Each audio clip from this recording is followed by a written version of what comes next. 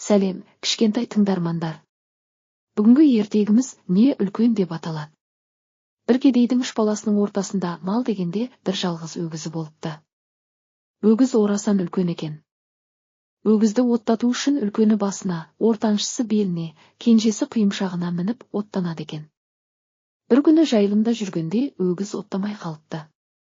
Құйымшағында отырған кенжесі: «Өгіз жапаламағалы бүгін 10 күн болды, осыны орта белдегі ортаншыға айта салыңыз» деп жанынан өтіп бара жатқан бір жолаушыға тапсырыпты.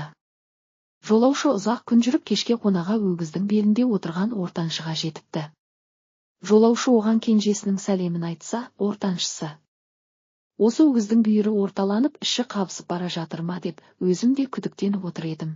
Осыны өгіздің басындағы ағамызға бара қалсаңыз, жолдан айта кетерсіз» депті. Жолаушы түнімен жүріп таң ата өгіздің басына жетіп, өгіздің басындағы балаға: «Мен осы өгізді өрлей, ат шалдырмастан дамылсыз бір күн, бір түн жүріп келемін. Құйымшақтағы кенженің өгіз жапаламағалы 10 күн болды деп ортаншыңыз өгіздің бүйірі орталанып, іші қабысып бара жатқанын байқап отырмын деп саған». Сонда өгіздің басындағы бала: «Өгіз шөлдеп жүр екен» деп су іздепті. Мөлшерлі жерден өгіз қанарлық мол су таба алмапты. Енді кейін кетіп бара жатқан бір жолаушыға өгіздің басындағы бала тапсырыпты: «Өгізді суаруға көл іздеп барамын. Ортадағы ортаншыға әдейі жолығып айтыңыз, өгізді тездетіп тебінсін» депті. Жолаушы жүріп отырып, шаңқиған түсте өгіздің белінде отырған ортаншыға келіп, ағасының тапсырғанын айтыпты. Онда ортаншы бала: «Ендеше ерте барсаңыз, құйымшақтағы кенжемізге айта салыңыз, қаузап, қамшылай түссін» депті.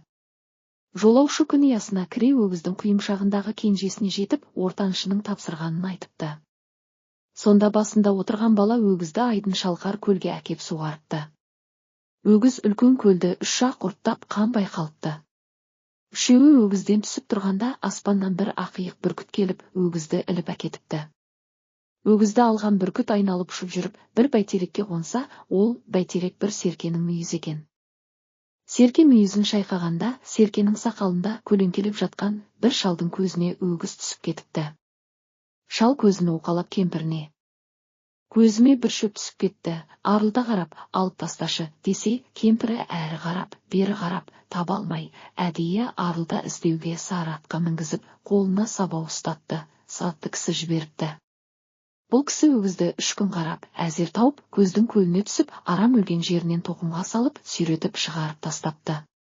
2-3 жылдан кейін өгіздің өлексесіне шөп шығып, сүйегі солқылдаған саз болыпты. Жауын сүйектің жазығына ел жайлап, мал жайлатын өріс болыпты. Бір күні отырған аулымен, жайылған малымен жауырында бір түлкі сүйрей ала жөнеліпті. Ауыл адамдары бәйге атпен, қыран тазымен жабыла қуып жүріп, түлкіні соғып алыпты. Түлкінің терісін елеп, бәйбіше баласына тұмақ қылып берсе, бір құлағына жетіп, бір құлағына жетпей қалыпты. Айтыңдар, балалар, кім үлкен?